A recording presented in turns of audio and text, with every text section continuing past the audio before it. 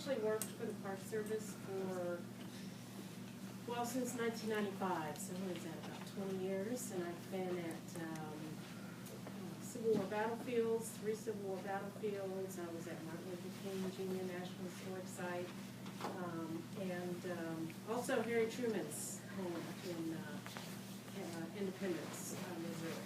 And I've been at Fort Larned for almost 8 years. This February will be 8 years. So I've been there a while, and I have to say that I did not know a lot about the Buffalo Soldiers when I first got to Fort Larned. And like a lot of people, I had one idea about how they got their name, which was the fact that their curly hair reminded the American Indians of the curly hair on the buffalo, that part around their shoulders.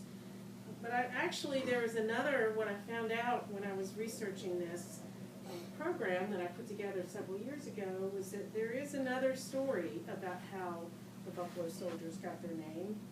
And I'd actually like to tell you a little story that illustrates this other reason, or this other reason for their name. In September 1867, which was shortly after these new African American units had come out to the frontier, Sergeant Ed Davis and 9 men of Company G were guarding a railroad camp 45 miles west of Fort Hays. Private John Randall of Troop G, and these guys were in the 10th U.S. Cavalry, was assigned to escort 2 civilians on a hunting trip. So basically going out and hunting was the way that they provided meat to supplement the other rations that they had. And this railroad crew was working on building the railroad. So anyway, he was assigned to escort 2 civilians on a hunting trip. And shortly after they left camp, they were attacked by a band of 70 Cheyenne warriors, and pretty much taken by surprise. And there really wasn't much that Private Randall could do. The 2 civilians were killed right away, and Private Randall's horse was shot out from underneath him. And he just managed to scramble to safety behind a washout under the railroad tracks. The Indians shot at him. They struck him with their lances. They even tried to cave in the hole he was hiding in, but they couldn't dig him out, basically. And they actually went off. They got tired of trying to get to him, and they went off to attack the camp, where they were met by Sergeant Davis, the man in charge of the entire detail, who fended off their attack, killing or wounding 13 of the Indians. And after that, they decided that these guys were a little too much trouble for them, and they beat a hasty retreat. In case you're wondering, Private Randall did survive. He had a gunshot wound to his shoulder and 11 lance wounds, but he did live. And so apparently the Cheyenne began to quickly spread a story about a new type of soldier who was on the frontier, a soldier who had fought like a cornered buffalo, and like a buffalo had suffered wound after wound, yet had not died, and who like a buffalo had a thick and shaggy mane of hair. So there seems to be kind of a combination of reasons why the Native Americans chose that nickname for these soldiers. They were not necessarily any braver than the white soldiers. However, they made an impression on the American Indians, or the Plains Indians, probably because of their bravery, but also because of their distinctive looks. And they were obviously very different from the soldiers that the Indians were used to dealing with, just in terms of the way they looked. And keep in mind that the buffalo, the American bison, was a sacred animal to the Cheyenne. It was an animal that basically their livelihood depended on. And so the Buffalo Soldiers themselves, these new African-American men who had joined the Army and were out on the frontier, didn't really see it as an insult. They actually took it as an honor. that they were named after this animal that, you know, is really quite impressive. And even though it's a grazing animal, and we don't tend to think, you know, of grazing animals being fierce, bison are very, very dangerous animals. So, you know, it's definitely they took it as an honor and not as an insult. So, and you know, these are men, African American men who, you know, they are just looking for respect. It's like anybody. This is after the Civil War, and of course, many of them are who end up joining the Buffalo Soldiers are ex-slaves, and they want a job, they want a livelihood, they want some way to support themselves and their families, and also in a job that they can feel proud of. And the Army, for a lot of these men, offered them that that opportunity. Now,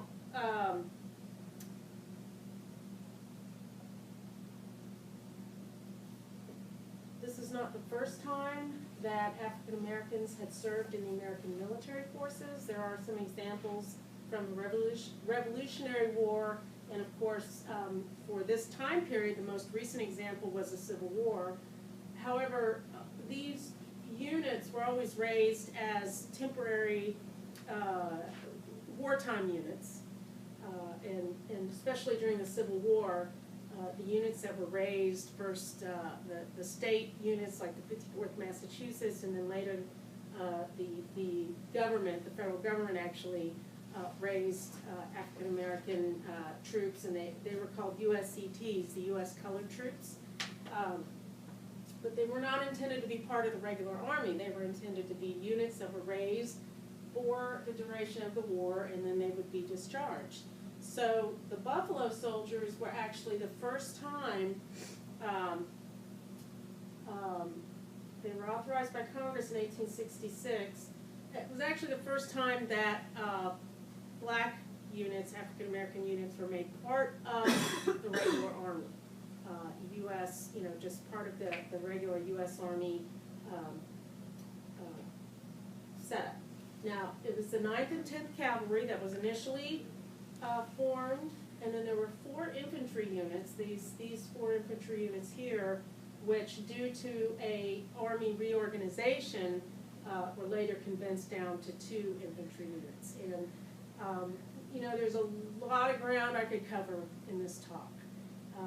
I'm mainly going to talk about cavalry because a unit of the 10th Cavalry, which I'll talk about in a little bit, was actually stationed at Fort Larned, Company A of the 10th U.S. Cavalry. And so, and you know, there's a lot of things I could talk about here all afternoon, you know, to cover everything. But like I said, the difference between these troops is that they are the first official part of the regular Army. There was one distinction. These units were segregated in that, you know, the enlisted men in the companies, in the regiments were black. They had white officers, and that would eventually change. And there was a little bit of a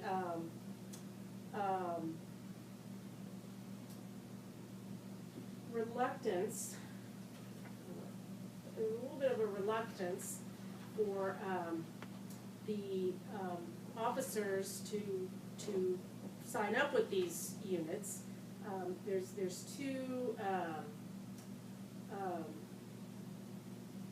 kind of two sides to the decision that they had to make. Number one, if they chose to become officers in these units, there was some social stigma attached to it, because these were all black troops, and you know, it wasn't always considered socially acceptable for them to do that.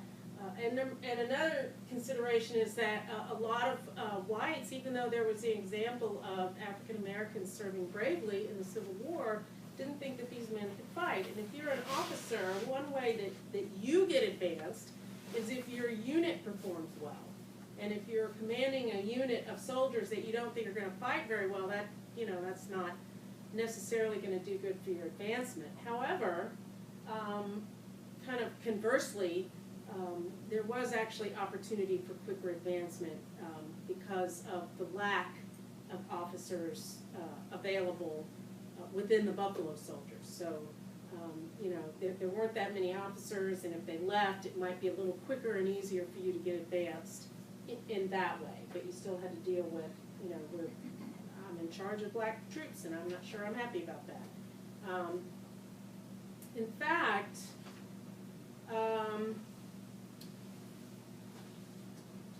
Colonel Benjamin Grierson, who was, these are the two guys that were in charge of the 10th U.S. Cavalry. Colonel Benjamin Grierson was actually a Civil War hero. Does anyone know what Benjamin Grierson was famous for during the Civil War? Well, he led a cavalry raid through Mississippi that was intended as a diversion by Grant when he was moving his army to cross the Mississippi River and attack Vicksburg from the east instead of the west. You know, the big problem is that because the Confederates didn't expect anyone to come attack them from the eastern side, which is basically through the state of Mississippi, all of their defenses were on the western side, and basically you had to get across the river and then try and attack, you know, straight from the west. And after trying various things, Grant realized that, you know, the easiest way, or well, maybe not the easiest way, but the way that promised more of an element of surprise was to actually cross his army south of Mississippi and then attack the city from the east instead of the west. But as part of a diversion, he sent Benjamin Grierson and a cavalry brigade on basically a raid through Mississippi. So it was intended to look like maybe they were attacking in that area, which, you know, obviously they weren't. But it did distract attention from the fact that he moved his army about 30 miles south of Vicksburg and crossed the Mississippi south of Vicksburg. And by the time the Confederates sort of woke up to what he was doing, it was a little too late. He already had his army across the river. But Benjamin Grierson basically rode, you know, for, I think he was in, the raid lasted, you know, 2 weeks, and he was constantly riding and attacking here and there, kind of a lightning raid through Mississippi. There was, you know, exploits, news about what he was doing, because, you know, it would show up in the Confederate news, you know, that oh, this Union cavalry commander attacked here, attacked there, took some prisoners, destroyed a lot of equipment and supplies, and eventually came out. And I think they might have only had one casualty. Only one person killed, maybe a few people wounded, but he came out of that a very big hero. And interestingly enough, Colonel Grierson did not like horses, but he still became a very well-known cavalry commander. He actually accepted the command of the 10th Cavalry as a personal favor to General Grant.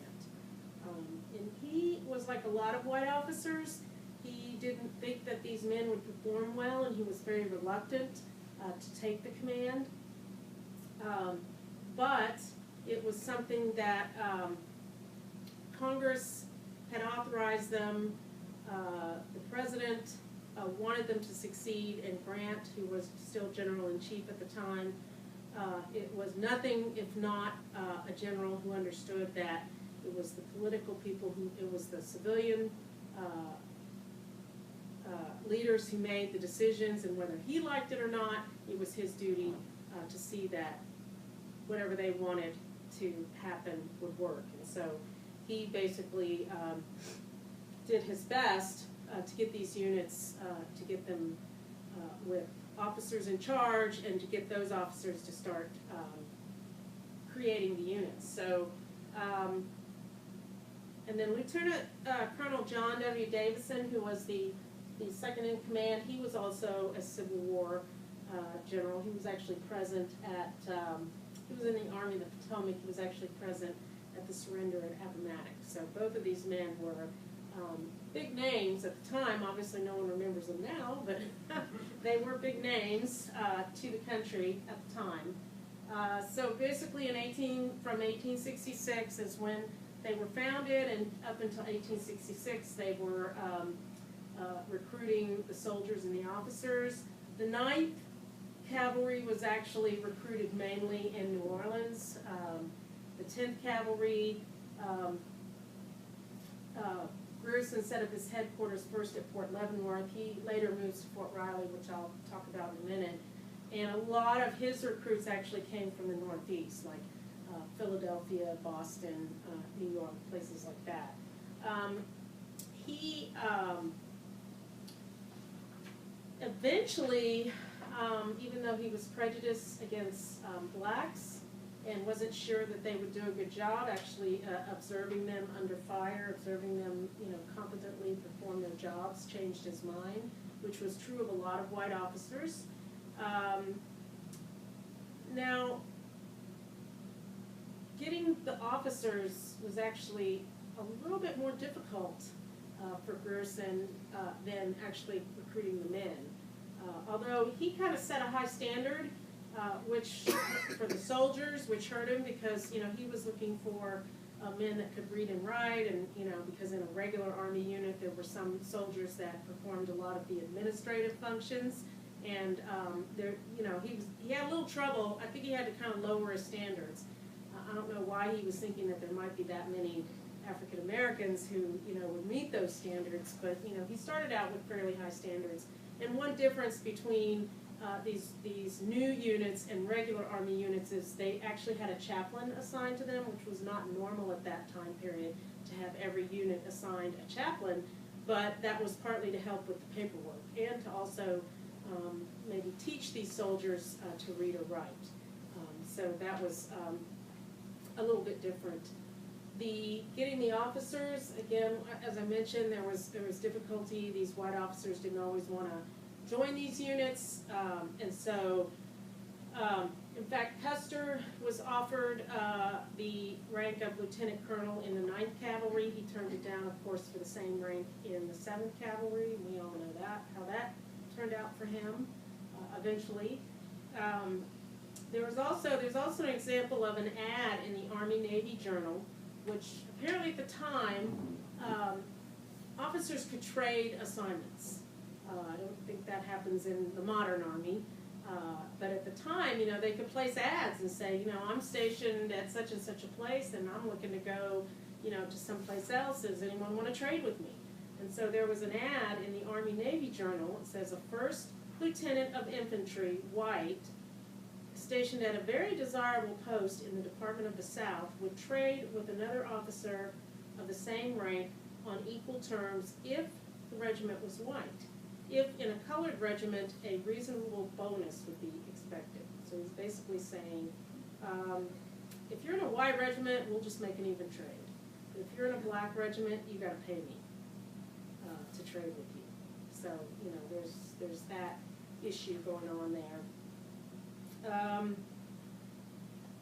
When Grierson was he started off at Fort Leavenworth, and the commander there, a Major General Hoffman, basically this Major General Hoffman did not want these troops at his post. He didn't want these black men there. He thought that they were detrimental to good order. He did everything he could to basically make their life miserable. He only assigned them ground that was low and flooded when it rained, and he wouldn't give them any boards to basically make, walkways through the mud when it was wet. He ordered them not to be present anywhere near the parade ground if there was any sort of ceremonies or drilling going on, and he totally ignored Colonel Grierson when he continually asked for better treatment for his men, which is why he eventually just, and I guess in a way, General Hoffman got what he wanted because Grierson decided to move his headquarters to Fort Riley, where he was apparently treated, he and his troops were treated better, but it was difficult, and one thing that Colonel Grierson ended up doing, he commanded the 10th Cavalry for pretty much the rest of his career, and once he realized that these troops were good men, just looking to do a good job, once he got past his initial prejudice, he was constantly advocating for better treatment. Because one thing that happened is These troops ended up usually with second-rate horses, cast-off equipment, things like that, and Grierson was always trying to, get better equipment, better horses, better supplies, everything he could for these troops. So he went from taking the command reluctantly to being a very staunch advocate for his men. His wife might have had something to do with it. She was a Quaker, and she, I think, was very, in fact, she did a lot at their commands, to help educate the soldiers and improve their condition as well. Alice Kirk Grierson was her name.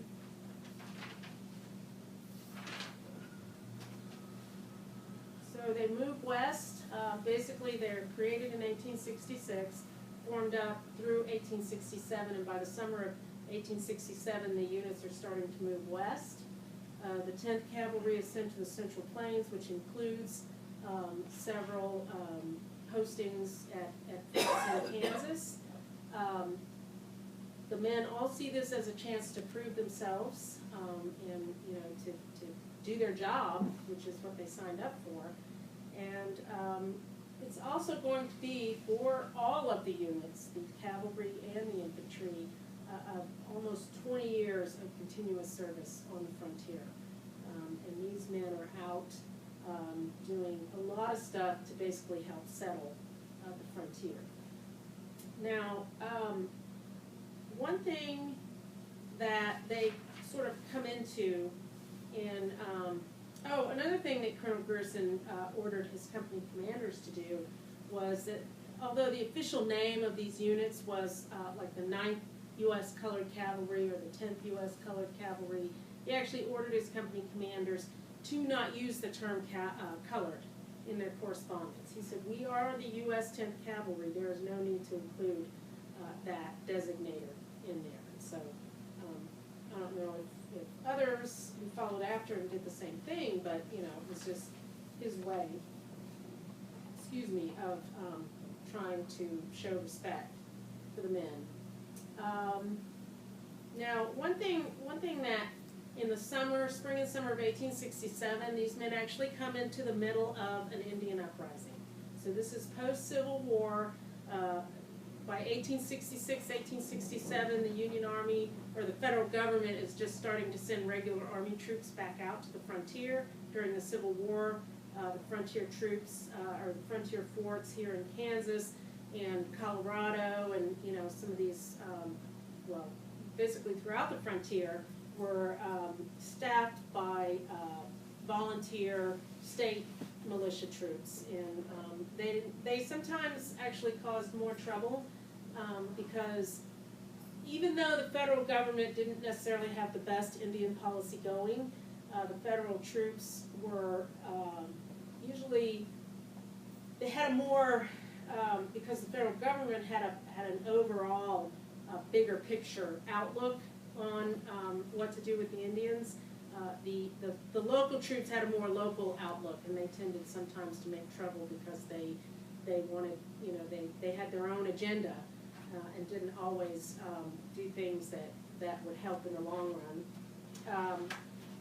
And also, it was just obvious to the Plains Indians that with the federal government engaged in the Civil War, they weren't paying that much attention to the frontier. And so a lot of these Plains Indians troops, or these Plains Indians, rose up and tried to take back some of the land that they had lost. And so there was a lot going on in the spring and summer of 1867, and these new troops basically ended up right in the middle of all of this.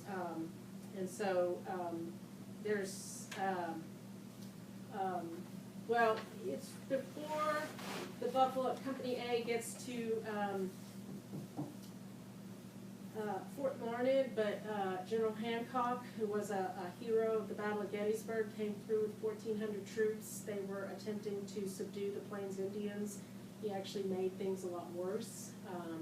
He basically had a Cheyenne Sioux Indian village burned, and there was a lot of misunderstanding, and I'm not going to go into the details, but you're always welcome to invite me to talk specifically about that, because that is a that's actually one that we sometimes get soldiers from Fort Riley coming down to discuss, because it talks about cultural misunderstanding and you know, how do you deal with insurgents, or you know, what's the best way to deal with these different cultures. But so they did all kinds of things. They patrolled, they kept track of the Indians, they ran telegraph line, they mapped country as they patrolled. They sometimes drove out white trespassers, they escorted stages, supply trains, mail wagons, reconnaissance, all the things that the white soldiers are doing, these guys are out there doing that too. They also helped maintain law and order. This was something that a lot of the troops had to do on the frontier. This actually comes from the company roles at Fort Concho, which is in West Texas, and basically on April 22nd, 1873, Corporal John Wright, Company L, 10th Cavalry, with 2 privates, fully armed and equipped, mounted, furnished with rations, left post for Weatherford, Texas, for the purpose of assisting Deputy Sheriff in taking to that place one Reddy Draper, an escaped criminal, the sheriff having reported himself unable to perform the duty without military protection. And that was not unusual for you know, some of these frontier sheriffs to come to the army posts in the frontier and ask basically for an armed escort to pick up criminals. And it's something that the army did. And Fort Concho was actually a place where there were a lot of Buffalo soldiers stationed. This is just a general idea.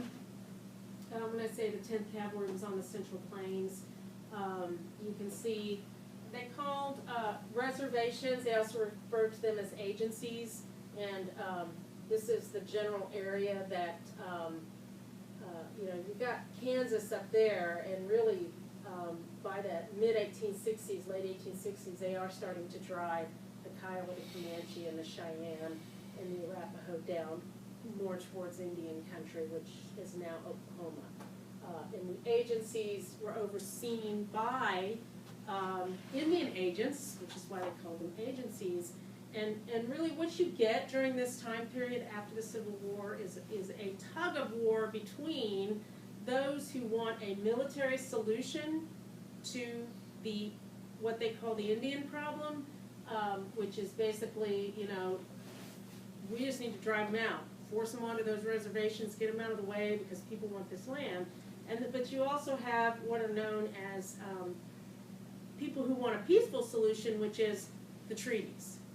You know, the people who basically their main government agency is Department of Interior, Bureau of Indian Affairs, and of course the people who are more inclined for a military solution, it's the War Department.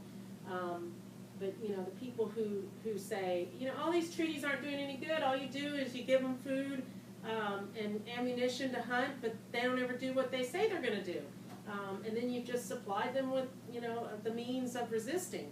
Or you know, some people said, well, they all know. All they have to do is just go start an uprising, and you'll eventually make a treaty with them, and they'll get food and supplies, and you know, so the military was like, we just need to show them who's boss, and so there was this constant tug of war between these two different methods of dealing with the Indians. But you know, ultimately the goal was the same. It was that everybody did want them off the land so that they could get it. You know, it was just a question of, you know, nobody disputed that. It was a question of how you're going to do it. And I had already talked about this, Hancock's expedition. They also participated in the 1868 winter campaign against the Cheyenne and the Sioux, and there is evidence that Hancock's unsuccessful expedition is what led to, you know, because his method was to try and deal with them by, he did bring a large force, he did try and parlay with them, but he didn't do it right. And then he went and burned the village, which actually riled everybody up. But the Army looked at that and said, you know, we need to stop. You know, we campaign in the summer, and then everybody goes, you know, to their own corner in the wintertime, and they get a chance to, you know, basically rest during the winter and get themselves ready for the spring campaign. And so the Army kind of decided, you know what, we're gonna start doing winter campaigns, which, you know, the Indians weren't expecting to be attacked in the winter. And whether you think it's fair or not, the Army decided that that was a good way to kind of press the advantage. And so that 1868 winter campaign, one of the battles that took place was the Battle of the Washita, where Black Kettle was killed, and several units of well, 4 out of 10 companies from the 10th Cavalry made substantial contributions to that winter campaign. Okay, so the Company A of the 10th Cavalry was at Fort Larned. This is their commander, this handsome man, Captain Nicholas Nolan. I don't know if that's what he looked like when he was at Fort Larned. We have an older picture of him too, but that's one of the younger pictures. He was a lot like Benjamin Grierson. He had decided to take the position because he thought it would offer better chance of advancement. However, he was not necessarily predisposed to think well of the troops that were under his command, but once he saw them perform, he actually changed his tune. One thing that we do have in the record is that he recognized that a lot of these men had, at this time the Army did not, believe it or not, did not think that, they did not want to, quote unquote, waste money on ammunition for target practice. They figured every man knew how to shoot a gun, and so if you didn't know how to shoot a gun, you could learn on the job, which probably is not the best way to learn how to shoot a gun in the Army. And Nicholas Nolan realized that, you know, of course a lot of his men had never had guns. You know, it just wasn't something that African American men had access to. Even though certainly the ones in the 9th Cavalry, who were mostly former slaves, a lot of the ones from the 10th Cavalry were not necessarily former slaves, but they came from the cities, and they obviously came from a culture that didn't trust black men to have guns. And so he actually spent some of his own money to buy them ammunition so that they could do target practice and actually learn how to shoot their guns, because that's important. It's an important skill you have to have when you're in the Army, and it wasn't one that the Army felt was important enough to spend any money cultivating. So he apparently did a great job at Fort Larned. They engaged in combat with the Indians twice. One was near, basically they held Fort Dodge by pursuing a large party of Indians from the post 15 miles to Mulberry Creek, killing 3. This was in October of 1868. And then in December, the Indians attacked a supply train bound for Fort Dodge and Little Cow Creek and drove off the cattle. And 20 troopers from Company A rode 14 miles to Little Cow Creek and recaptured the cattle and escorted the train to safety. 13 men actually suffered frostbite in this action due to the severe winter weather at the time. We actually have a lot of information about Company 10's actions at Fort Larned, and part of it is because of because of the incident of the cavalry stables. Has anyone ever heard of the incident of the cavalry stables at Fort Larned? Well, on January 1st of 1869, there were 2 men from Company A who went into the settler store, the settlers complex. It was a post-trader, and he had not only food, he actually had like a bowling alley, eventually a bowling alley, and there was a pool table, and these guys were in there playing pool.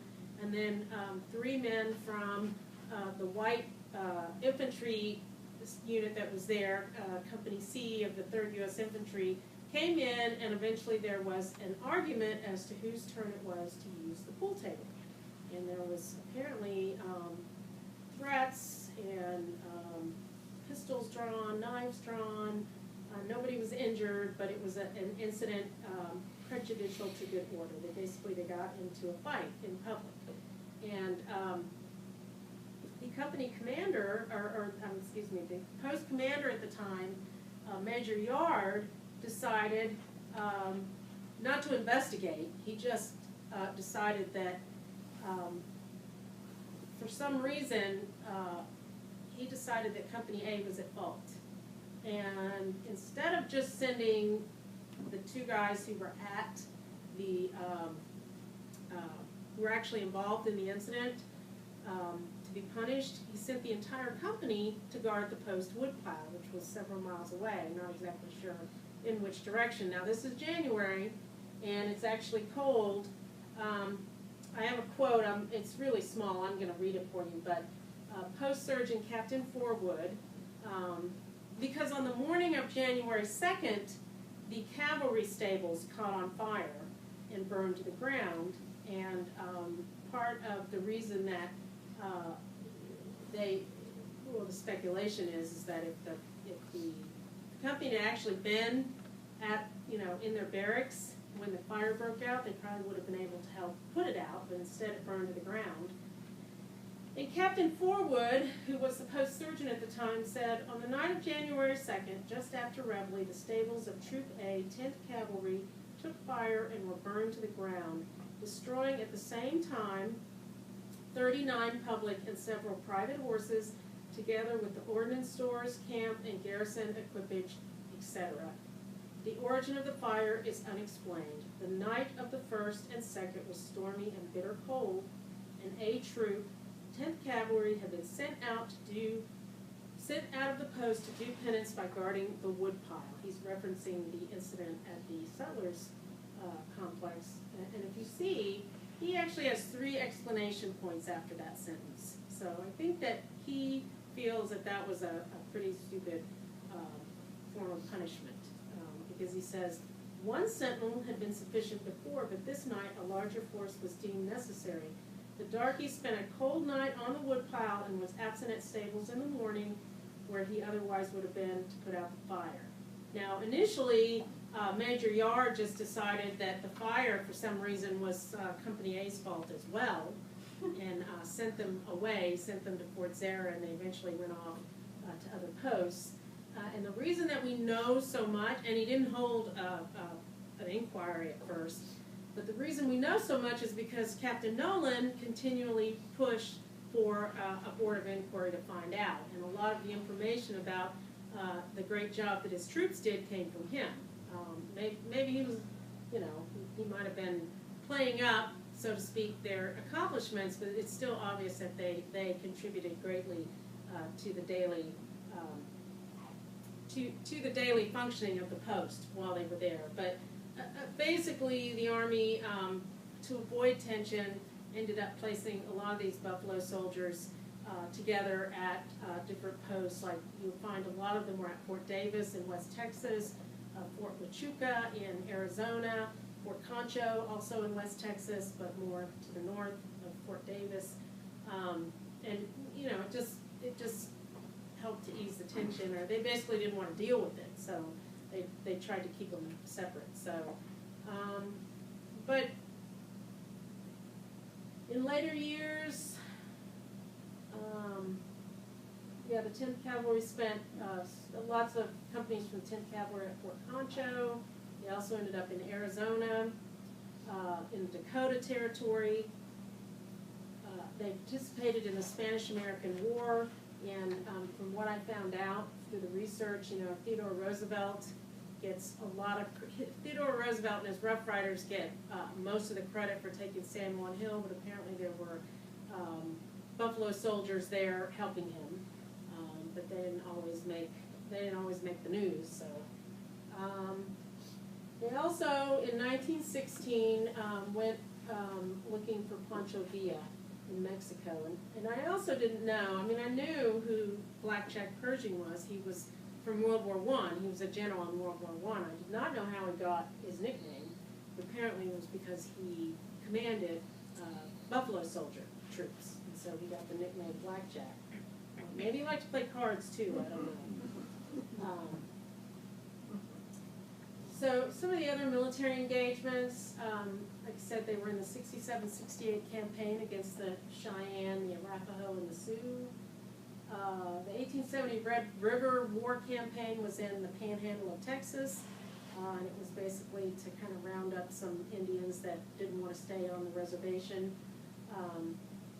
The campaign against Chief Victorio and his renegade Apache band, which was down in West Texas, sort of southwest Texas. There must be more. They did have some formidable challenges. Now, a lot of it was, what was really a challenge to them was not necessarily the weather and terrain, although those could be pretty rough. I mean, I don't know if you've ever been in West Texas, but that is not hospitable terrain. Certainly they were up in the Dakotas, which, in the Badlands, which is not hospitable either for terrain or weather. Excuse me. And of course, Indians, especially, well, everywhere that they went, but, in Texas there was a big, the Apache were a big challenge coming in up from Mexico and in the area itself. They also had to deal with bandits, Mexican and American bandits. And as I mentioned earlier, a lot of times the local law enforcement enlisted the aid of the Army to help them out. But there was one challenge on top of all of these. I mean, it was challenging enough whether you were a regular white serviceman or one of the Buffalo Soldiers, but of course, racism was very common at the time, and these men were often not welcomed by the local white population. I mean, they are, along with white troops, essentially making areas safe for settlement. That's what the Army did. And oftentimes, these people were not very welcoming to the African American soldiers in the Buffalo soldier units. And especially if you're dealing with places like Texas, that's a former Confederate state, they're not necessarily happy. It's funny, I'm sure they're happy to see the protection that the soldiers provide, but they're not necessarily happy that they're Union soldiers. And of course, then you put a black soldier in a Union uniform, and that just kind of adds to their discomfort with the whole situation. But they, they did a great job by all accounts. They did their jobs mostly without complaining, mostly without a lot of the drinking and other fighting incidents that generally accompanied soldiers wherever they went. They actually had a much lower desertion rate than comparable white units. Most of the men who joined stayed for their entire 5-year enlistment. At that time it was just a standard 5-year enlistment. And this will just show you a little bit of where they were deployed. One thing that you'll notice is there are no deployments east of the Mississippi River. And that was one of the agreements, I guess, that a lot of the Southerners did not want. There were already the USCTs as part of Union troops in the South during Reconstruction, and they basically didn't want regular U.S. Army troops in the South. So they were formed specifically for frontier duty. So their deployments are all west of the Mississippi.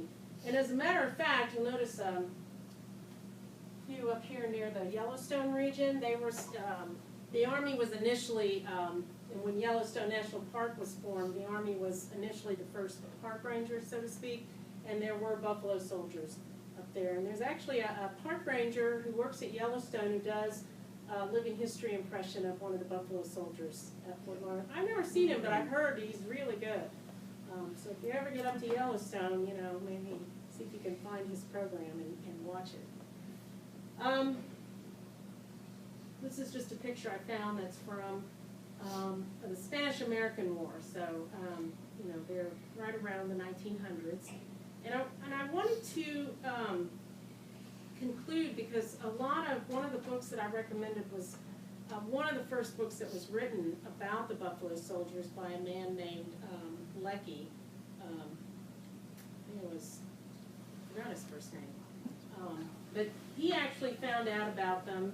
He was on a troop transport ship coming back from Europe during World War II, and as an officer, he was put in charge of a group of Buffalo soldiers that were also headed back to the States. And he starts talking to these guys, and he starts finding out, you know, this history that the Buffalo soldiers have, and he never knew it. You know, he didn't know any of it. So when he got back, he started looking for information, you know, published books about the Buffalo Soldiers, and there wasn't. He couldn't find any, and so that's why he ended up researching and writing the book. And he said a lot of his information came from the Army records themselves. You know, the Army keeps good records, and a lot of what, you know, you find out, a lot of the information comes from post returns. You know, the companies, or they call them the company rolls or whatever, they basically, you know, they write a report about, well, we did this today, or, you know, we went out on this patrol and, you know, this happened, and that's where a lot of the information comes from. And he said, you know, and I like what he says in his introduction to this book, because he says, for 24 years, these regiments campaigned on the Great Plains, along the Rio Grande and in New Mexico, Arizona, Colorado, and finally the Dakotas. Their antagonists were the enemies of peace, order, settlement, warring Indians, bandits, cattle thieves, murderous gunmen, bootleggers, trespassers, and Mexican revolutionaries. All these they met many times and with success, regardless of extremes of climate and terrain that ranged from the broken, rugged, and torrid Big Bend of Texas to the rolling plains, badlands, and sub-freezing temperatures of South Dakota.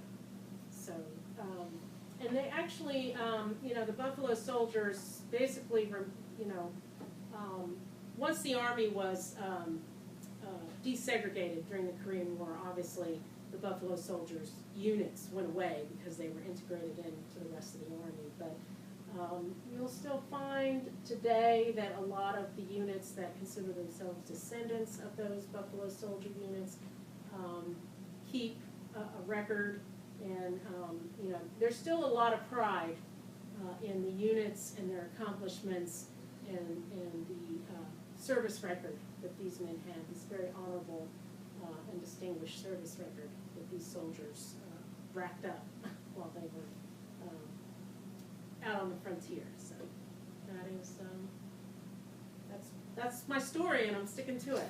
Any questions? Yes. You mentioned chaplains were added for the cavalry and infantry. With the Buffalo Soldiers, were those all white, Caucasian chaplains? They would have been white chaplains. Okay. Because they, well, chaplains, yeah, they were officers, so they would have all been white, and they would have also picked someone who would have been able to teach them to read and write as well, the ones that needed it. So, is there any research that's been done? Like, surely these men all had families, and there were pictures and stories and things that passed down through the families. Has anyone done research on that or gathered those up? There is actually a book, and I haven't looked completely through it, but it's called Voices of the Buffalo Soldiers, and it is based on just letters, diary entries, post returns, and things like that. And there might be, I've not looked completely through it, but there might be some pictures of you know, family members. But I don't know if anyone's actually done just a book, you know, about their personal lives. And I imagine that if you really started to go look for that kind of information, you won't find as much as you would with the white soldiers, simply because of the limitations of letter, being able to read and write as, initially when they were first joining these units. But that's a good question, and that's something that I might want to investigate for myself. Were there families with them? It depends on what posting that these men were at. For most of the enlisted men, a lot of these frontier posts did not have separate housing for the enlisted men, unless their wives were laundresses. Like at Fort Larned, there was no enlisted men's housing. There were laundress quarters, so if your wife was a laundress, then you could live with her in the laundress quarters. However, that would have been, it was actually, even though being a laundress was hard work, it was good money, and it was the kind of job that would have been reserved for usually higher ranking, sergeants or, the wives of soldiers that were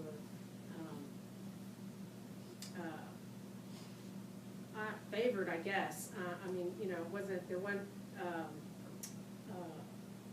It certainly wasn't something that would have been given to a Buffalo soldier's wife, because it was a prized position, even though it was a lot of hard work.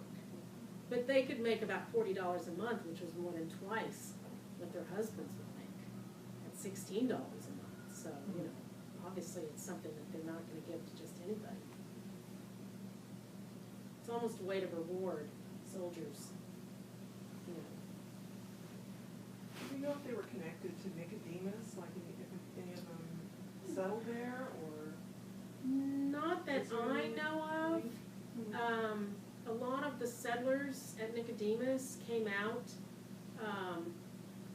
right after the Civil War, and there might have been men who joined the Buffalo Soldiers from Nicodemus later, but not these initial ones. These initial, like the 9th and 10th Cavalry, the initial, like I said, initially most of the 9th came from New Orleans, and most of the 10th came from northeastern cities like Philadelphia, Boston, Pittsburgh, places like that. Do we know what their ages were? Were they 18, 19-year-olds? Mm-hmm. And they were mostly young men, just like the new recruits to any Army unit would have been.